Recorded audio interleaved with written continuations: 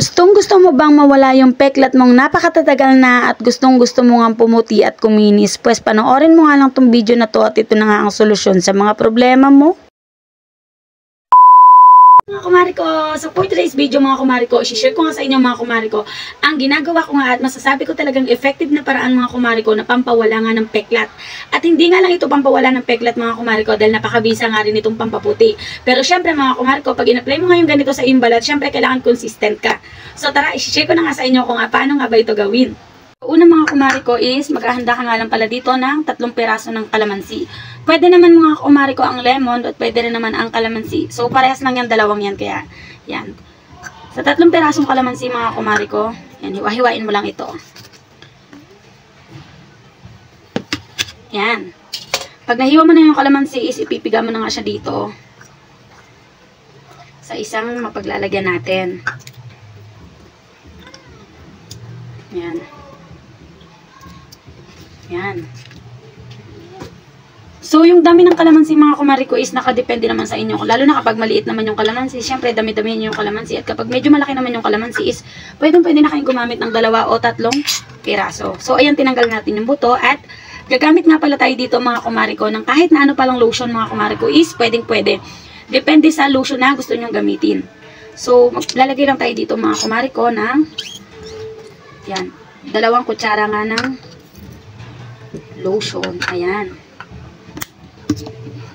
Kahit anong lotion dyan na available sa bahay nyo mga kumari ko is pwede nyo pong gawin. Or gamitin. Ayan.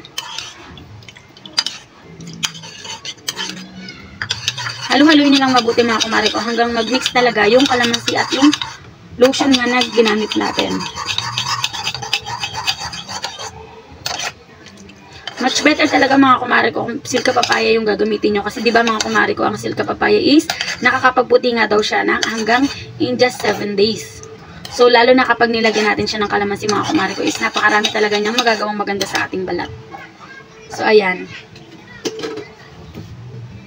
Mga kumari ko is nagawa na nga natin itong ating lotion at napakaganda nito mga kumari ko. Lotion at kalamansi na pinagsama dahil nakakapagpa-whiten talaga to ng ating balat at higit sa lahat mga kumari ko is mawawala talaga ang peklat nyo dito. So based on my experience mga kumari ko is mga 10 to 14 days mga kumari ko or mga 2 weeks mawawala yung peklat nyo.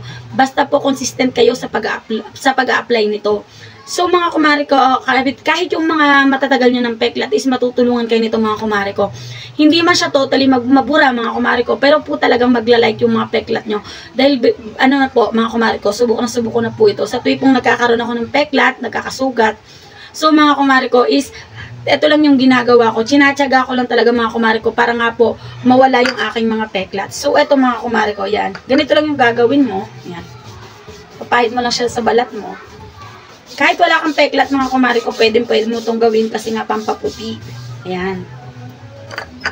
Ayan.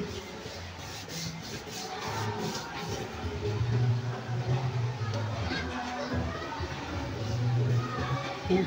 Siyempre mga kumari ko, kung sang area ka may peklat or pwede naman buong katawan mo mga kumari ko, lagyan ito. So, ako mga kumari ko, ang inyong kumari po ay hindi talaga siya pala lotion kasi pawisin nga ako. So, pag naglo-lotion ako mga kumari ko, is feeling ko talaga, nalalagkitan talaga ako sa katawan ko.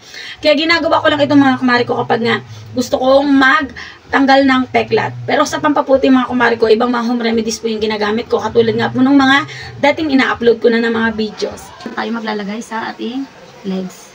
Ganun mo yung buong katawan mo. Pwede nyo rin itong gawing bleach sa katawan mga kumari ko. Yan. Yung mga siko, tuhod is pwede mong lagyan. Yung singit. Depende po sa gusto nyo. Lalagyan din natin itong kabila.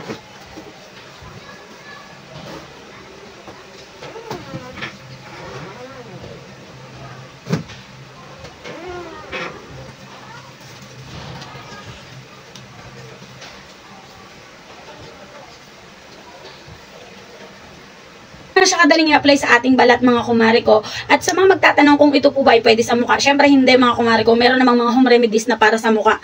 Syempre lotion to para sa katawan, kaya sa katawan lang po talaga siya dapat. At alam ko meron magtatanong kung babandawan ba. Hindi na po mga kumari ko dahil hindi naman po siya malagkit kasi kusa naman pong natutuyo. Para lang din po siyang lotion na nilagyan nga natin ng kalamansi. Para mas maganda po talaga pag kumapit po talaga siya sa inyong balat. So, dun sa mga area na malaki yung peklat nyo, makapal yung peklat nyo, is kapalan nyo po yung paglalagay. At pwede nyo po itong gawin 1 to 2 times a day mga kumari ko. At everyday nyo itong gawin hanggang sa mag-light nga po yung mga peklat nyo. Mga kumari ko, sana po ay nagustuhan nyo nga ito, sinare ko sa inyong video. At kung nagustuhan nyo nga po, para pa-share ito, follow na lang din po ng aking page. Yun lang, salamat!